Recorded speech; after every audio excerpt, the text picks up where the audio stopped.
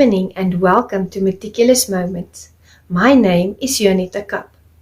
You can reach me at meticulousmacarons@gmail.com or find me on LinkedIn. Since the COVID-19 pandemic hit the globe, I've had the wonderful privilege to meet a wide array of fantastic individuals.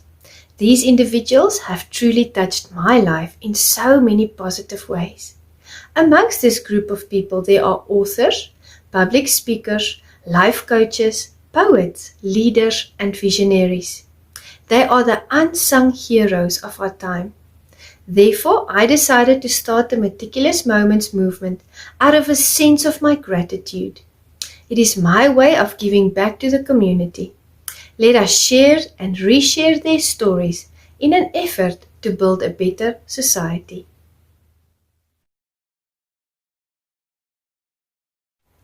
Good day everyone, Juanita Kapp here from South Africa, and I would like to welcome you to another fantastic session on Meticulous Moments podcast, where we facilitate community upliftment through leadership development. And today we have the wonderful privilege of spending time with the amazing Julia Gandy. A little bit about Julia. She is a peace builder at Peace and Love Amplifiers, and she's a wellness coach at Embodying Wellness. Now, I know Julia also has a vibrant webinar every Thursday at 8 a.m. Eastern Standard Time, namely, and the name of the webinar is How to Amplify Peace, the 3-step process. I am there most weeks, and I would like to invite you to her webinar. Join us. It is such an interesting conversation. A little bit more about our interview. We had a lovely interview here on Meticulous Moments about the topic of leadership. And we really dug deep into the topic, and we really dug deep into various facets of the topic. And at some point, I asked Julia a few questions about the metaverse.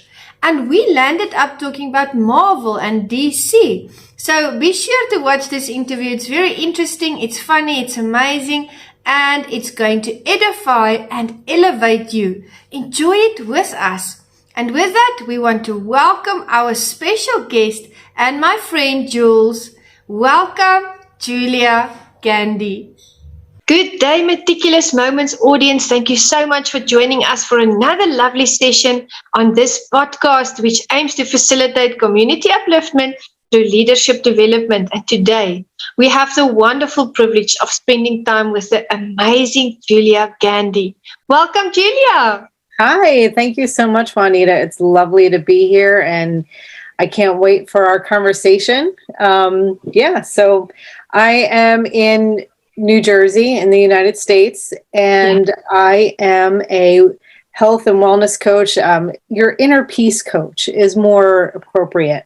I've been in the wellness industry for over 22 years now, helping people find calmness, relaxation, and inner peace on many different levels. So physical, mental, emotional, and spiritual. And I have a whole gamut of different services and things that I, would love to help people with, both one-on-one physically in location, in the same location, or it could be online as well. So it's love to talk more about that. That's wonderful, Julia. And we realize that we are in the presence of someone, a leader, yourself, that has extensive experience in this field of study. Now, I know you mentioned that you're a wellness coach, and I wanted to ask, what exactly does that entail?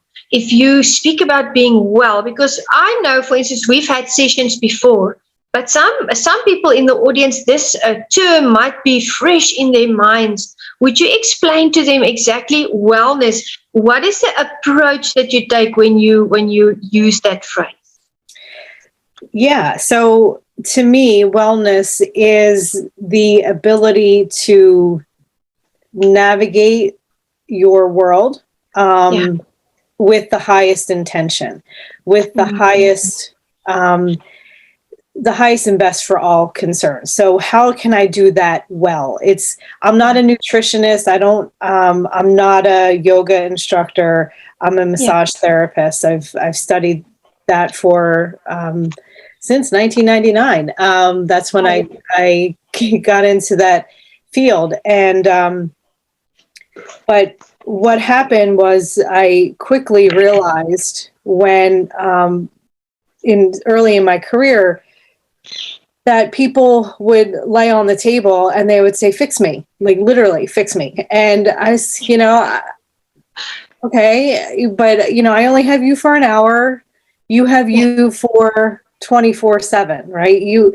So these people were coming to me to find some sense of calmness, some sense of disengagement from the world, some sense of being connected to their bodies.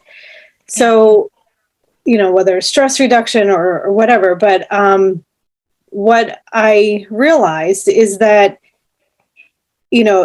you could be, I had some people on a massage table that would talk the whole time, some people that would fall asleep, immediately fall asleep.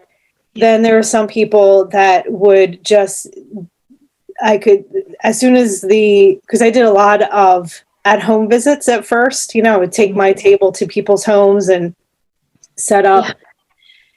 And this one woman in particular, it was on Mother's Day or the day before Mother's Day. And her husband had given her this gift of massage in her home. She had 2 small children.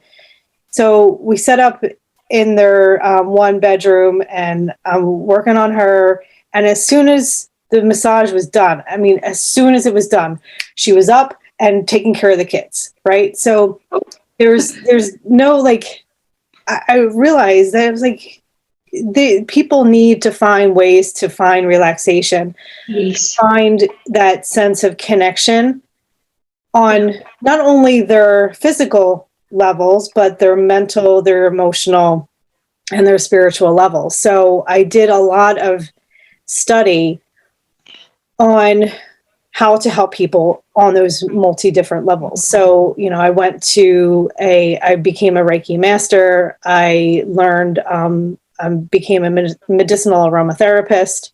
Wow. And then I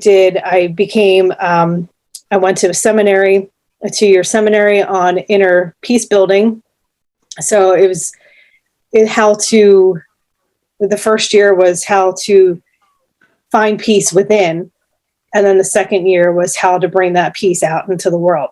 Wow. So that was a transformational time in my life. The trip to get ordained was amazing. I was ordained on the beach of the Sea of Galilee in Israel. Yeah. So that whole trip was just an amazing time. And I can't believe that was in 2005. So it's almost 20 years ago. And then, it is. I love to talk about that trip, but, and then I became a heart math coach and trainer. Heart math is a leader in stress reduction, like what stress does to the body. And how, it's an amazing facility. They do a lot of research. It's all peer reviewed and scientifically validated. And, they're in multiple different journals and medical journals. And what I like about that is I can teach people how to, in the moment, change their own physiology through the breath, through incorporating the emotional body. By intentionally generating a different emotion, they can change their own physiology. Wow, so that's amazing. Yeah, it is. It's very cool stuff. I can geek out on it. I love to talk about it. And it's what I really like about it is they really get to the heart of what causes stress. And some stress is good. We need some stress. It's when it gets chronic, when it gets to the point of keeping us up at night. I like to get a good night's sleep every night. And, I wake up with that intention. Okay, how can I get a good night's sleep tonight? And so that's how I set my day up. And, so all of those things combined have really helped me, number one, my own self, and, helping my family. And then now, I'm ready to bring this in the forefront into my coaching career, and, helping people find that relaxation, find that inner peace, even when things are crazy, how to be the calm in the middle of that storm. Right? That is such a fantastic skill that people have to absolutely learn, because, we live in a time, society, everything is so fast paced. And it's like we just crunch everything inside of one day. We cram it in there, and we sometimes try and achieve everything throughout one day, but we often don't stop to think what effect it has on our body, on our mind, on our spirit. It puts us in a place of anxiety sometimes. Now, you were talking about the massaging.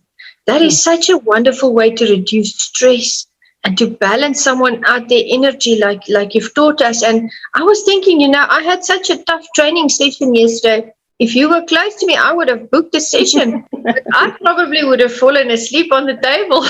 And that's okay. I mean, every massage is different. Every session, is different.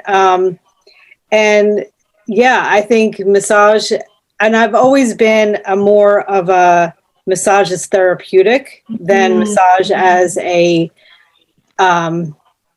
as we call it in the industry, a fluff and buff. It's not just I love because that. I have nothing else to do. It's like I really, this is a therapeutic need for me. So I've worked in the massage field. I've worked on medically fragile children. I've worked on the elderly. I've worked on hospice patients. I've worked on people with MS, with Parkinson's.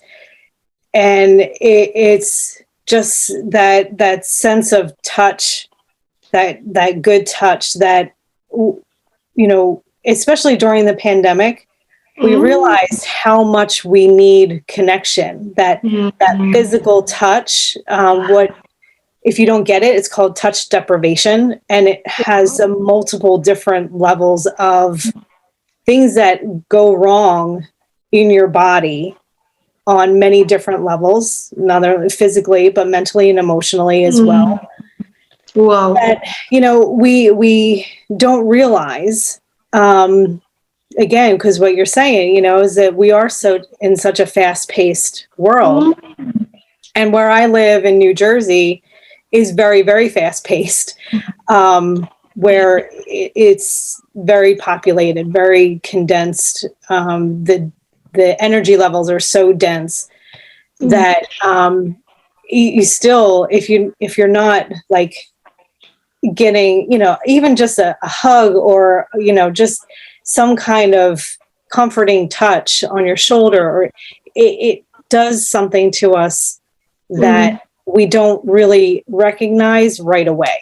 It's that cumulative effect where, stress or that deprivation just kind of almost like the river, like the Grand Canyon, right? If the Colorado River just over millennia have just pulled away all that sediment, all that rock, and that's what chronic stress does. It just kind of keeps on taking the body's reserves away. We have to fill our cups up, right? And I tell people all the time that, you can't give from an empty cup. You have to fill your cup first and let others drink from the overflow. I love that. Yeah, and that's something that I read in my massage school, like way back when, 1999, and it stuck with me this whole time, that if I'm not filling my cup up, and I have emptied my cup. Sometimes that cup has been broken, and it takes a long time to fix that cup and then go back up again, So rather prevent the damage in the first place, because prevention is so much better than cure. Absolutely. And I was thinking, I agree with you completely. A massage is not there for fluff and buff. A massage is therapy, like you've mentioned. And I always go for the deep tissue massages, because, the detoxing that it does. And I was actually talking to a professor at UNISA, one of our universities here last year, and he mentioned, because he goes for a massage once a month, and he mentioned that they've got a new massage therapy where they actually massage the glute muscles of the person. And through that, they release trauma. Now, I don't know, I can't remember what the study was. I'll contact him and ask him, what the paper said, the scientific paper said, but apparently that releases trauma. So, I mean, if it can reduce stress, relieve trauma, detox us, it should be something that is regularly done. We should put it on our calendar as a regular practice. Right. I do. I completely agree. And I'm guilty of not getting enough massages, Same. and that's what you're saying is very true, that a lot of, we call it muscle memory, right? If say, if you're a child that has abuse, if you were hit a lot as a child, you get this reflex, right? Yes. So, because you're trying to cringe away. So this area of your neck could be, more tight, dense than others. And then if somebody goes like this to do their, do something to themselves, but you take it as like somebody's going to hit me, that that reflex comes back. So, when you go through and get that work done, sometimes that emotion comes up when this is released, So the glute muscles, again, I don't know the study, but we hold a lot of tension in our hips, and they help to support us. They help to, they're kind of our foundation, right? So if we're holding a lot of tension and stress and trauma, I would love to read that study. Yes. I actually forgot about it until this very session. And when you talked about it, I thought to myself, I'm going to mention that, and I'm going to send you that article, because this is your field. That would, I would love to read the whole article, but just thought that we don't really need medicine to fix trauma. We can have healthier options, massage, finding that inner peace that you teach people to find. So that was just, it's like all the dots are being connected. And, you are a leader in your community. You are a leader in your home, in your business. And I wanted to ask you, how would you describe the significance of leadership in your life? Yeah, I think being a leader means that you are outside of yourself, right? So it's not like my way is the highway, as we say here. It's more like, okay, how can I help this situation, right? If the situation is, a presentation that has to happen at work, right? And multiple people are involved with it. If this situation is its thing, how can everybody with their highest and best, how can all those people with their skill sets, right, that can amplify that situation, make that situation its highest and best, right? So if that's a meeting at work, if it's your home, you know, how can I, as a leader, if that was my role, pull out everybody else's highest and best to get that situation to its highest and best. So that's how, that's how I see leadership, and also it's how I can learn from other people, you know, as you know, as a manager. I do have my business degree from a previous lifetime, and I used to manage restaurants and different things, and it was always like putting people in, seeing their strengths and I don't like that word, but using those skills to, you know, I used to work, this is a long time ago, I used to work at a Taco Bell, which is a fast food restaurant here in the States. Yeah. And we used to sell $1 million worth of tacos. And this is when tacos were 49 cents a piece. So we did $1 million a year. So we were really busy. And it was, you know, we knew when to train. You don't train on a Friday night, you train on a Tuesday afternoon. You know, you kind of, the person that has the best communication with other people, you put them on the cash register, you know, so they can have that commitment to engage with the customer. Then you have, you know, so everybody had their role, everybody had what their skills are. You know, we had some people that were the front of the line that weren't making all the food, and they, you know, they had to be quick. You couldn't have somebody that couldn't really read all that well, you know, because the monitors, again, this was 93, so it was a long time ago, you know, it was different monitors than it was today. So, you know, you had to be able to see that, you know, and so it's about putting people in the right spots for them, so they have less stress. They can do their job to their highest and best, because if it's a domino effect, right? So if one person is kind of that kink in the hose, then okay, it's not that they don't have skills, it's just maybe that right now that's not where they're supposed to be. So let's move you over here because you're really good at this, you know. And it is, you really need to kind of get your ego out of the way. That's the huge part, is just to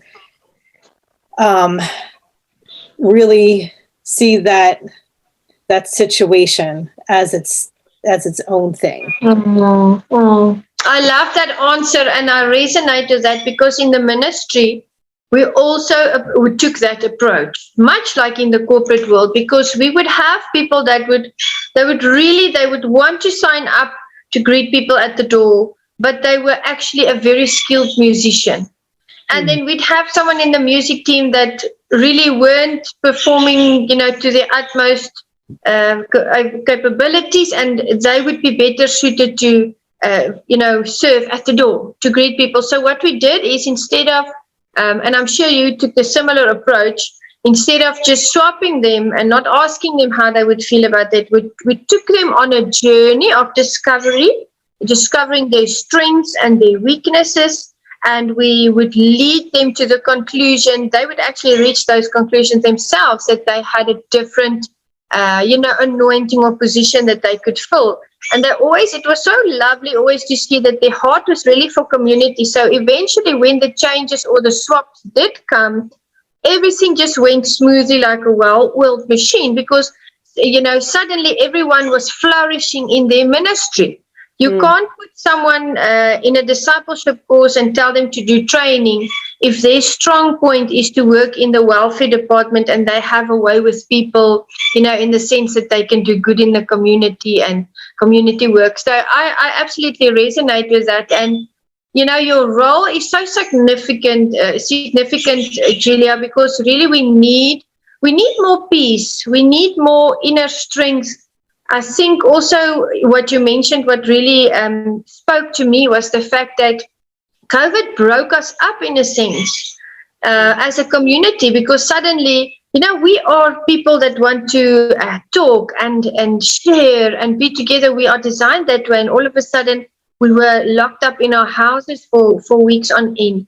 And there were problems that arose in many countries. For instance, in our country, we had a joke amongst the congregations that they said, the pastors, they're not really busy now at the moment with this COVID thing. And I actually went to them after the COVID, and I corrected them, and I said, the moment COVID hit, that's the moment when everything kind of went wrong in households, because now all of a sudden they were together.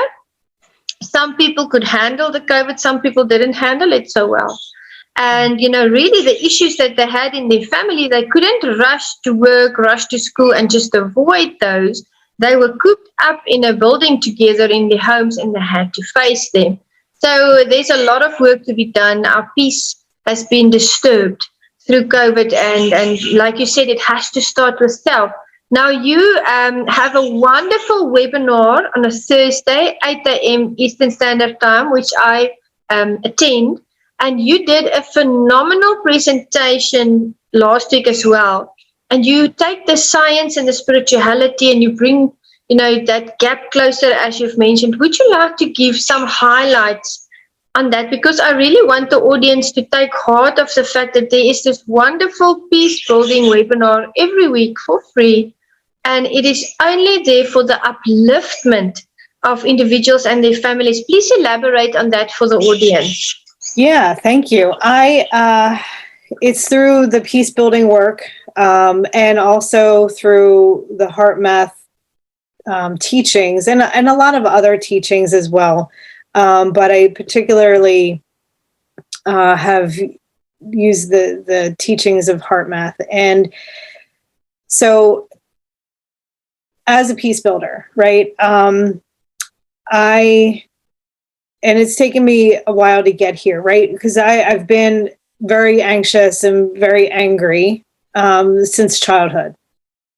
And, but also not angry at the people, more angry at situations, the situation of the world. I have always I feel like I came onto this planet just to do this work, really, the peace building work. And why am I here? I don't want to be here because it's so messed up. There's so much strife, so much, and we're not like that. I really believe that in our hearts, each and every one of us has the same intentions, the same desires of wanting to have a healthy and loving place for our children to grow and to prosper, and in whatever that looks like. So if we can come to that base reality that we have so many more similarities than we have differences. Yeah. Wow. It's how we get to those things that are a little different, right? Sometimes a lot different, and so this webinar that I put together is a 3-step process on how to amplify peace. And again, it's taking that that we are loving beings, filled with divine intention, filled with divineness, that we can amplify that out into the world in a very intentional way, just by allowing that divinity to flow through. So it's a very, a 3-step process. Anybody in the house can do it. You can do it. And the tagline is, you can be a peace builder even while going to the grocery store. Loved it. You can do this while you're driving. You can do this in your home. Your kids can do this. It's really easy. it is mixing that the science and the spirituality of peace building. That, if we are society, right? If each individual makes up society, right, and that society doesn't reflect who we are, then we need to change the society, right? We can change the society. So the society is just a collective. And if more and more of us realize that, hey, you know what? I can shift this. I can be part of this shift to make society work for all of us, for the highest and best of all concerned. Again, it's that situation that we were talking about. If society is the situation, like, how can we all make it better? So the more and more and more of us that kind of come together, and I think I talked about this too before, is the butterfly, how a caterpillar turns into a butterfly, right? And that if you look at the caterpillar, right, and it goes into its chrysalis, and it starts to literally disintegrate and become this primordial soup of DNA and all this stuff. And just when it's about to completely break down, these imaginal cells, and that's what they're called, these imaginal cells wake up and they start to come together and coalesce and form the butterfly. Right? And the butterfly breaks out. But the thing is, if the butterfly, if you see a chrysalis, right, and the butterfly is trying to get out, if you from the outside try to break that chrysalis apart, the butterfly comes out, but it can't fly because the wings are so heavy from all that gunk.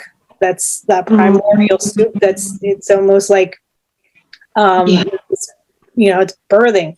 So what it has to do when it breaks itself out, the chrysalis itself cleanses the butterfly's wings. It takes all that stuff off the wings so that it can fly. Beautiful. So I really think that that's what is happening with our society. You can see that a lot of things, with COVID amplified a lot of this. Yeah. Things broke down, are breaking down. And we can see it as a complete breakdown, or we can become those imaginal cells. One of us around the globe come together and create that butterfly. But we know that we have to do the work to get ourselves out of it, because it's going to cleanse us. It's going to take all that gunk out of us. And, because then we'll realize that that it's on us to keep a society healthy and whole. Not, we can't rely on anybody else. We have to rely on ourselves to push the society forward. Beautiful analogy. I agree with you. I really agree with you. And COVID made it very clear that we are all living in a broken world. The systems are broken. There's broken people. But yet, look at today. Here we are. There is hope. We've made it. Now we just need that peace and that love and that joy to return. And that is really what I feel your webinar is doing. And also, the tremendously insightful knowledge that you bring. It is just phenomenal. I would really encourage the audience to join us. Julia has a special spread for you on a Thursday, 8 a.m. Eastern Standard Time. And would you tell them the title of your wonderful webinar? I don't think I mentioned it yet. Yeah, it's called How to Amplify Peace. Beautiful. And it's how we can leave the world better for our children and grandchildren. And because the kids are automatically peace builders, they're they have to be taught not to be nice. They are such sponges. That's just the nature, why they learn so quickly, why they can learn a language without being taught.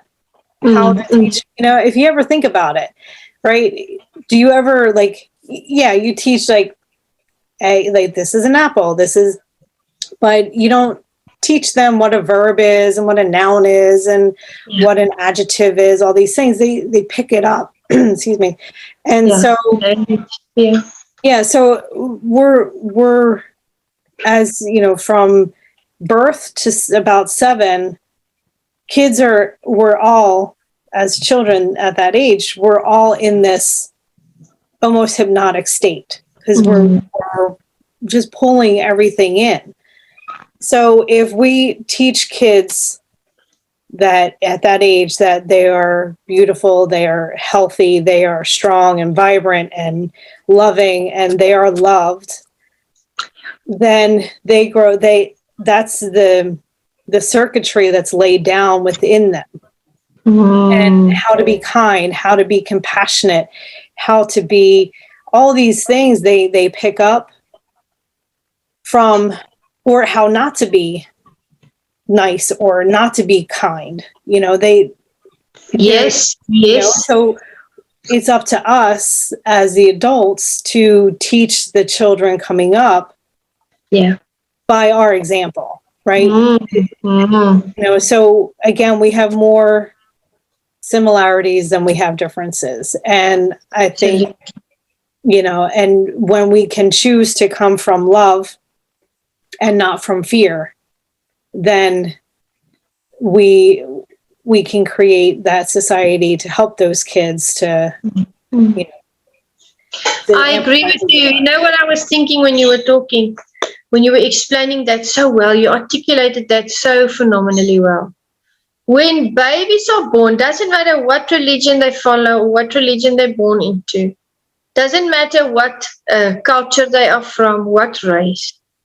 What babies want is love and peace and joy. That is our pure humanity at its best. And children are so spiritually open. And they are like sponges. I agree with you completely. And they just want the best for everyone.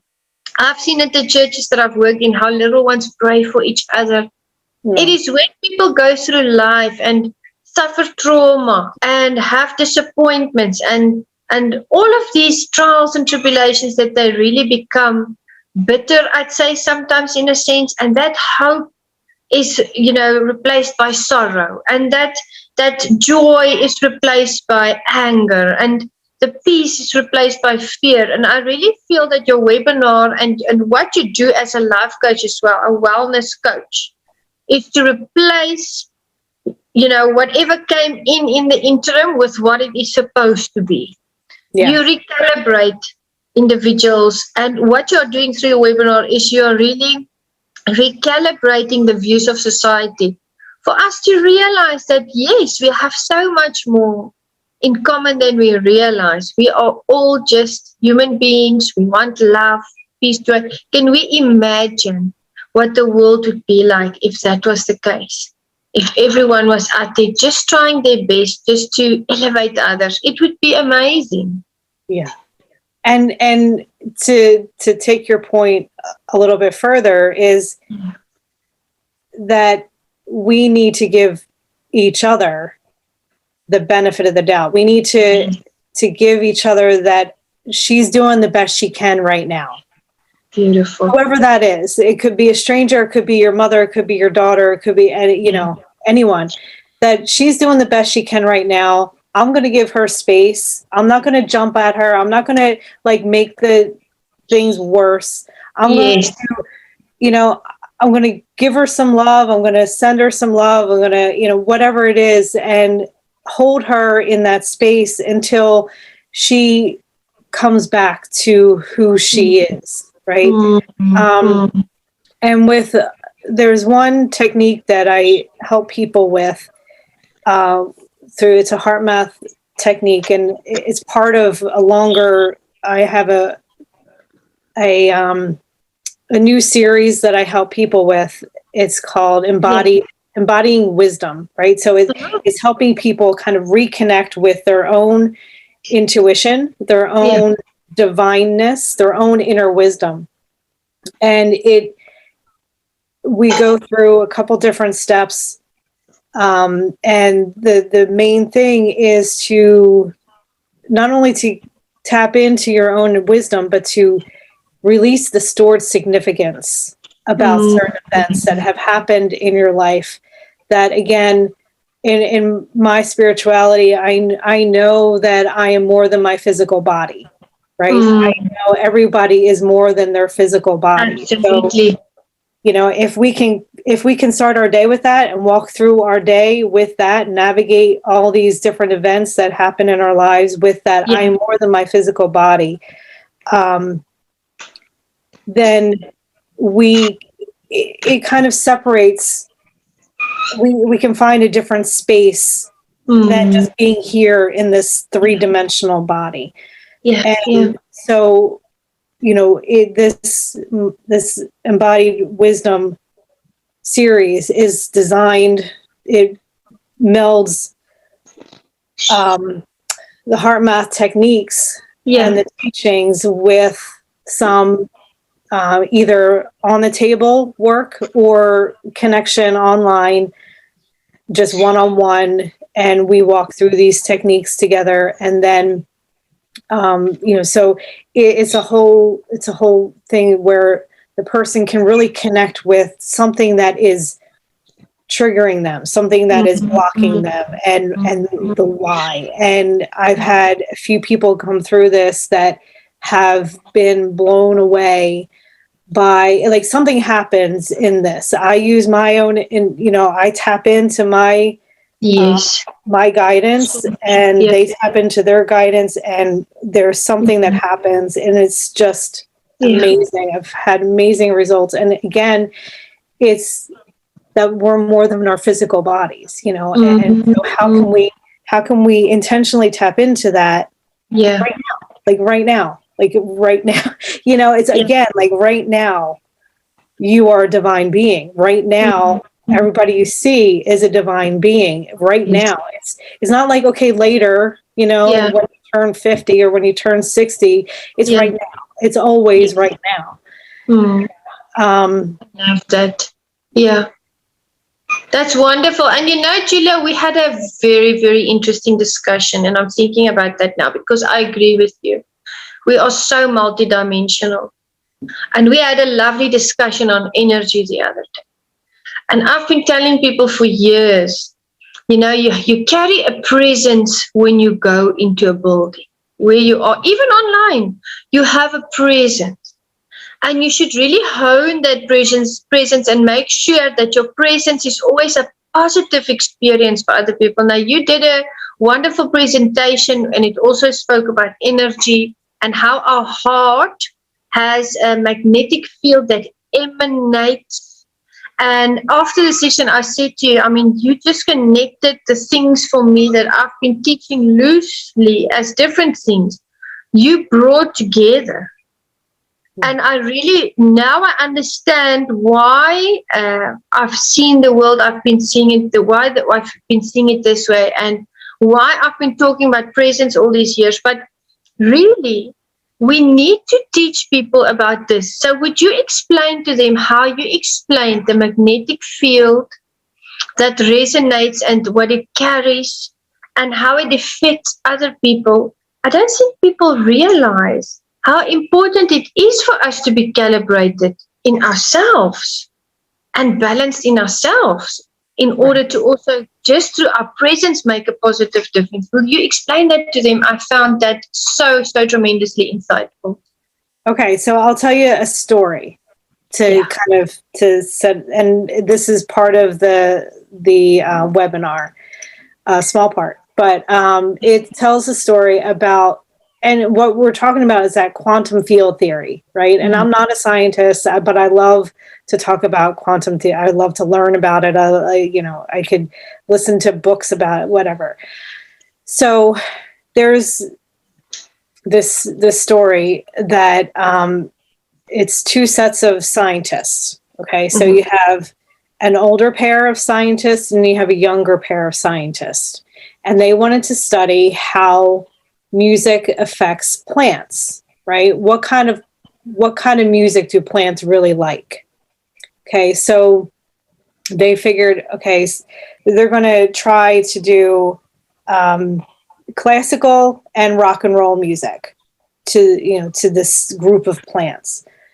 And so there's a greenhouse, and with all, filled with plants. The two older scientists go in, and they play classical music, and the plants thrive. Their days with all this classical music, the plants are green and growing and beautiful. Then after that, they make all their notes and everything. Then they start to play rock music, and the plants wither. They just collapse and turn brown and get all dry and yuck. So the scientists make their notes. Okay, all right. So we see that the plants loved classical and hated rock music. Yeah. Okay. So then the two younger scientists come in. Same, a couple weeks later, they come into the plants in the greenhouse, and they play classical music, and the plants wither and die. They get all brown and get all yuck. Mm. And so, they're making their notes. Okay. So then they play rock music, and the plants thrive. They become green and lush, and they're just, loving it. So same plants, completely different outcomes. The two older ones said, the plants loved classical and hated rock. The two younger ones said, well, our plant, same plants, they love rock, but hated the classical. What's the difference? Well, come to find out, the two older scientists loved classical, hated rock. The two younger scientists loved rock, hated classical. So the plants were picking up on what the scientists were putting out, their own feelings, their own sense of love, their own joy, listening or not, hate, I hate this music. The plants were picking up on that. And again, another example is, have you ever walked into a room where, people are in there and you could just sense something's not right, Yeah. Again, this happened to me. I walked into my girlfriend's house, and her and her husband were there, and what's going on? And she brought me out into the backyard and said, oh man, we just had this horrendous fight. And when I walked in there, it was silence. They're cleaning, they're getting ready for, they were having a party that night. And so I could tell but we've all had that experience, right? We've all had that experience of wait, something's picking up something different. We need to trust that. That's our intuition. This emotion that you're asking about, that you wanted me to talk about, it comes through our heart, through the electromagnetic field of our heart. So the scientists have said that, it can be read to 3 feet around us. Okay. And the reason why they say 3 feet is because that's the sensitivity of the instruments that they use. So they're assuming that it keeps going and going and going. So that's that field. The tagline of I have my Peace and Love Amplifiers podcast. What are you feeding the field? What are you feeding the field? Because it's on each one. Again, it's on each one of us to feed the field. Where, if you're standing in line at the grocery store, again, to go back to the grocery store, you're standing in line and there's 3 or 4 people in line. And again, this is before COVID, where you didn't have to stand 6 feet away from each other. But even so, that if that person's here and you're here and there's 6 feet or 5 feet between you, then your fields are overlapping. Right? Yes. You can send that person love. You can send that person joy. You can feel that feeling and send it to them, and they'll start to feel it. They'll start to kind of calm down, maybe not know where it's coming from, but the highest emotion kind of wins, the highest frequency emotion. Wow, So, that's phenomenal. I never thought of it that way. And I'm wondering to myself, for those people out there that have no, I'd say escape. Let's say they are in a home and they have siblings and they are a positive person and their sibling is not, for instance. How do they guard the purity of their energy? How do they make sure that their energetic space stays kind of clean and pure and calibrated, like you've mentioned? How do they do that? Yeah, so there's a lot of different techniques that you can learn. I know Barbara Eden has some of these techniques that you can literally like zip up, and I was taught to like, just imagine you have a zipper and you go from your feet up and you just zip up your own energy field. Wow. And because I can, there's sometimes when I, again, have given massage, because, if I'm massaging and I'm not in a good space, I'm like, I'm in somebody's space, right? And they're in my space. So I need to come with a clear, if I'm rushed, it goes right into the person, right? It goes through my hands, through my heart. It goes. So I need to make sure that I am a clear vessel almost. And wonderful. So it's doing a lot of that work beforehand so that I'm not putting that out there. But so again, it's when you're in a space where that the people around me aren't as positive and I'm kind of stuck with them, just ask for guidance. Ask for, I like when I feel somebody's anger coming through me, from being released on the table, it's like through my hands, my heart, just take it. I don't want it. I don't want anything. You release it. Yeah, you bless and release. I mean, that's like, seriously, you bless them. You really don't take any of their stuff on. I mean, and it sounds easier said than done, but it takes practice to disengage from the negativity of someone's field and what they're because it's something actually happened to me last week. I think it was on Friday, I went to counsel someone, and they have been having a very traumatic life in general. I mean, there were so many tower moments. It sounds like you're reading a book that has, all of these storylines, and it's horror, the things that they faced, that this particular person faced. And after that session, and I mean, I've been doing this for 15 years, but after that session, I felt so drained. I felt so drained. I actually came home and I was battling to get through my day.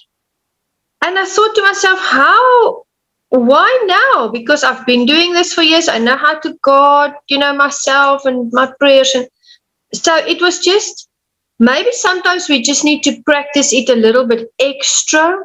The zip up sounds amazing. That sounds wonderful, because you want to assist people, but you also don't want it to let you have a negative experience. It shouldn't be a negative experience for either one of you.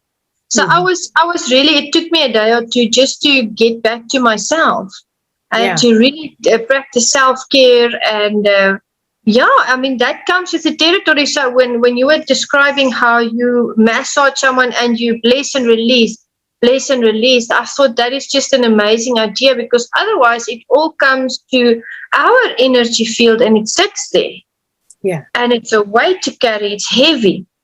Right. Now, I know you are not a scientist, and neither am I. I mean, we just love discussing this, and that's why I love spending time with you, because you have all of these interesting things, and you're always so hopeful and positive and lovely. You're a wonderful person and a strong leader.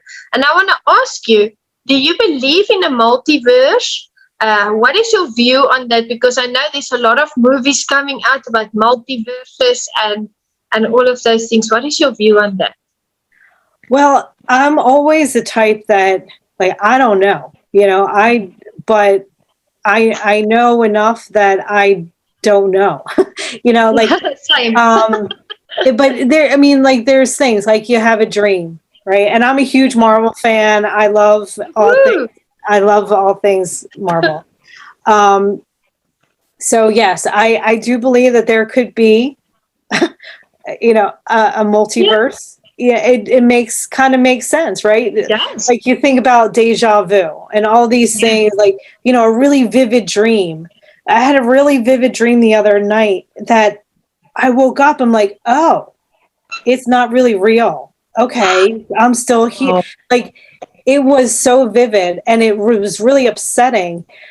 And I was so glad that it wasn't real, So yeah, so I think that, I'm open to it. I'm open, like, because I don't know everything. I don't know I know I'm connected to my greater self, my highest self, and I can call on that to help me, to kind of get back to your last thing, to help cleanse myself, like, take this from me. I don't want it.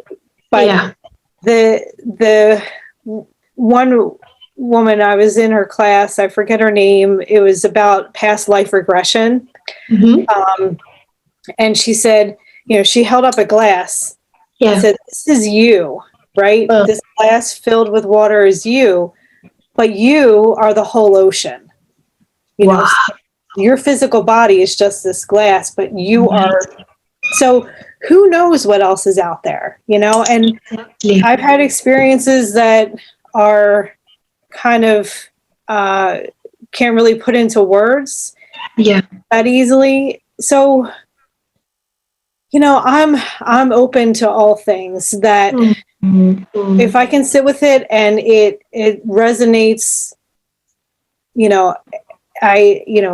with your truth. It kind of, sometimes it takes maybe a month, maybe a year to kind of really kind of sit with something and make sure that it's, where I'm supposed to be or what my truth is, so. Yeah, great answer. Yeah. I have to testify as well. I've gone through things as well, like you, that I couldn't explain afterwards in human terms, in normal earthly terms. So that's why I'm also such a huge fan of the Marvel and the DC movies. And, we didn't have time to prepare questions for this session because we just didn't have time. We couldn't get time to connect. And just before the session, I have questions that I quickly popped in here, and I was laughing at myself, and I'm going to read you. There's 4 questions left, but I'm going to read you what I quickly jotted down just in preparation. Okay. I asked here, if you could go back in your life and change one moment, either in our reality or in the DC or Marvel metaverse, what would it be and why? Now, we've never talked about Marvel or DC or metaverses, so I have no idea how I knew you love Marvel movies. That is so funny. That's amazing. Yeah, see, you're picking up something. Yep. Yeah. Yeah. So tell me, if you could go back, if it's in our reality, that's wonderful. If it's in one of the movies that we've watched, just as a fun question, what would you go back and change and why? So so Marvel has that what if series, like what if this happened instead of that. So I'll take it as, what if there was this, when I was going through graduating high school, and I had, before graduation, I was accepted to a university that I really wanted to go to. I really wanted to go. It was a beautiful location, beautiful campus. I was accepted. I wanted to go for like a communication marketing field. Yeah. And it wasn't that far away. It was in Poughkeepsie, New York. It was Marist College. And beautiful. It was right on the Hudson River, not that far north of New York City. And my mom and I went. And so again, I'm the fourth child. I'm 4 out of 4. So all my other siblings have gone through college and everything. And so my dad said, all right, he's talking to a 17-year-old kid right now. All right. So you can go to Marist or you can go to Rutgers, which is the local university, very good school. You can go to Rutgers and I'll buy you a new car. Like, I'll take the car, please.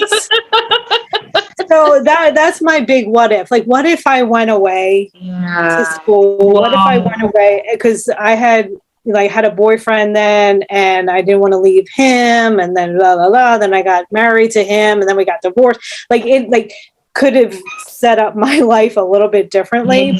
Yes. But then again, I want to be here where I'm at right now. So maybe in the multiverse, Julie from 1989 went to Marist University and studied communication. I've got goosebumps. Like, I don't know how I knew, but we are definitely going to have a lot of conversations about I know, right? This is just the first. I even had a question here that I tapped. I said, which superhero are you? If you were to choose a superhero, who would it be? Well, it's somebody that's already not real, but I would definitely go with Captain Marvel. I mean, she's the strongest. Beautiful. Super, her or Scarlet Witch, one of them, they're both so powerful, and they use the energy of, of all the stones. So I am, been one of those two. Wow. I love that.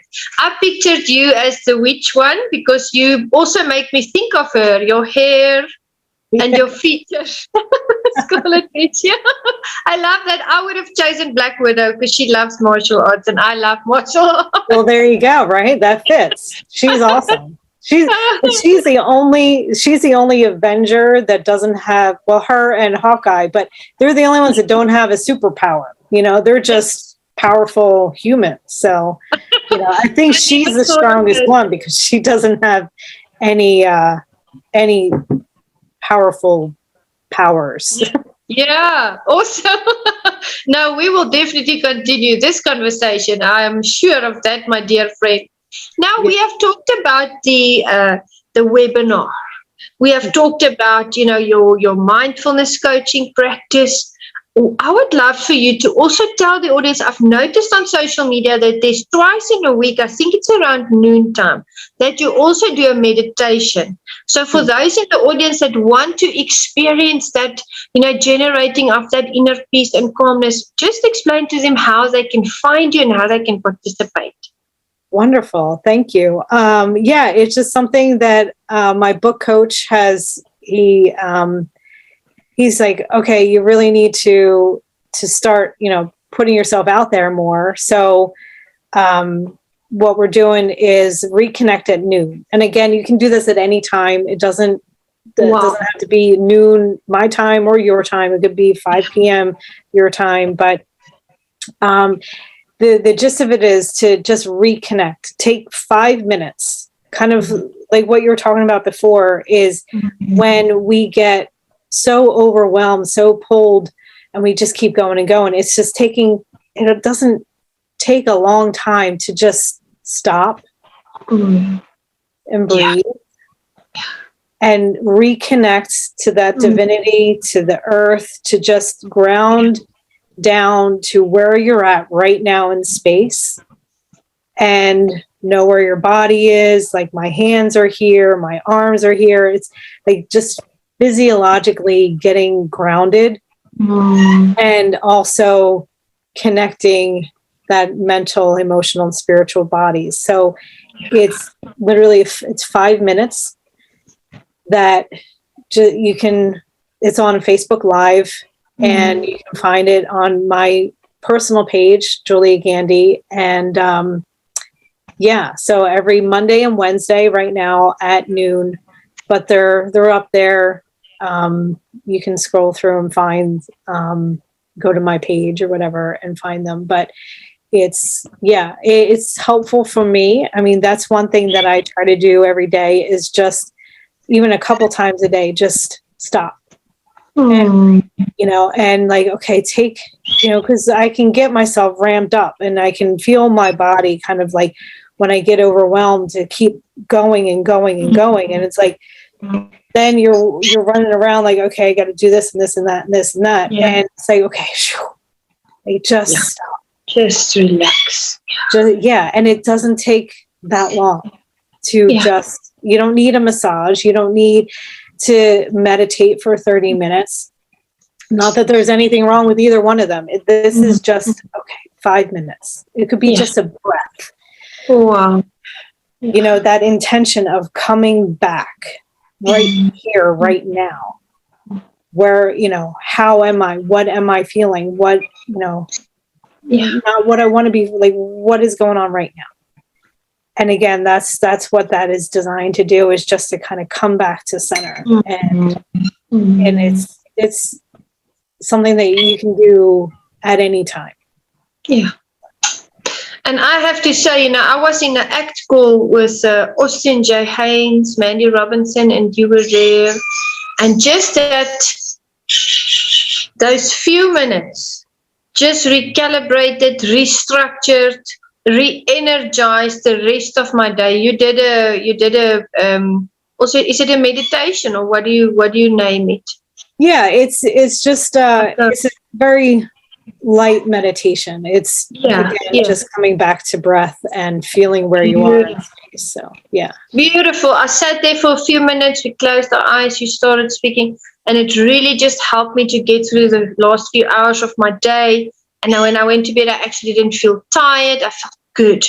Now, I know you have a beautiful book coming out at the Business Book Camp 2023 of Emilio and Daniela Roman, and I'm going to be there. But the audience need to know. So please tell me about your beautiful new book. Yeah, so this is a labor of love. I didn't write it for me. If I could just Netflix and chill, I would, but this is something that needed to come through me. And it's called A Jersey Girl Finds Peace. Beautiful. All right. So Jersey Girl is like where I'm from, right? And that's the big thing. You're a Jersey girl.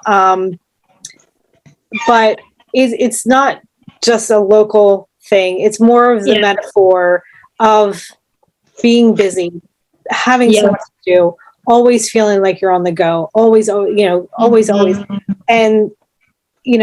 like I say, I live in a very densely populated part of this country.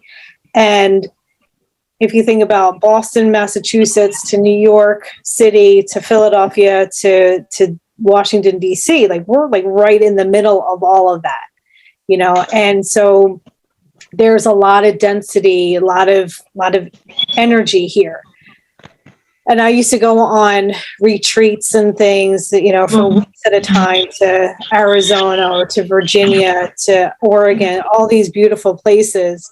And then to come back here, it was just like so heavy to come back, right? And like recalibrate to this energy field around here. And so this is a compilation of different stories of how, again, I went from being an angry and anxious child who had some near brushes with illness and different things that happened in my life.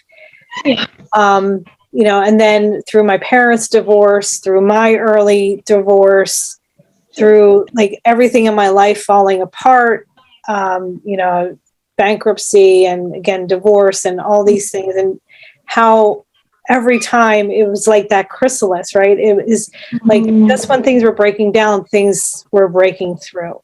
And so it's how I found my spiritual journey, how that began, how it was a necessity.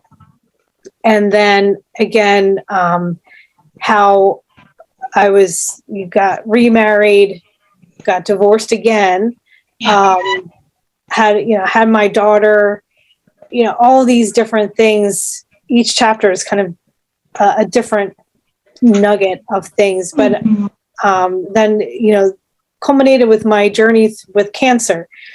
But, it was how to come through all of that with grace, with love, not giving up on love, not giving up on knowingness, knowing my divinity, knowing that there is something there bigger than me. And I can tap into that at any time and say, okay, take this from me. I can't handle it. Just take it, and okay, I want to do this right now, So, I'm in a very good relationship right now. My husband is just a phenomenal human, and he's very supportive of me and my daughter. And so it's just not giving up on love. It's not giving up on that connection. So beautiful. Yeah. Absolutely. Such an inspiration. I can't wait to meet you personally. I can't wait to read your book. You are just doing so much for everybody. Thank you for being you. Thank you. You are such a breath of fresh air. Thank you, Julia. Like taking the time to be here with us. You are busy. You have so many things going on. You came here to share your knowledge. And I thank you for doing what you're doing, for connecting all of us. And you have a special place in this world. And I'm honored to know you. And I can't wait, oh my gosh, to meet you in person. We're going to need like a week just to... Yes. We have to talk through everything, we have to. And you have to come to our house, because my husband, we're setting up our basement outside with, on the other side of this wall, as a Marvel DC room. So... yeah, so I have to see. Yeah, I have to see that. He's a huge Batman fan. Like, he's Batman. Wow.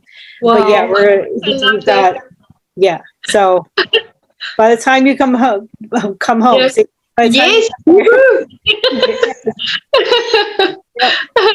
Thank you, Julia. I appreciate it from the bottom of my heart.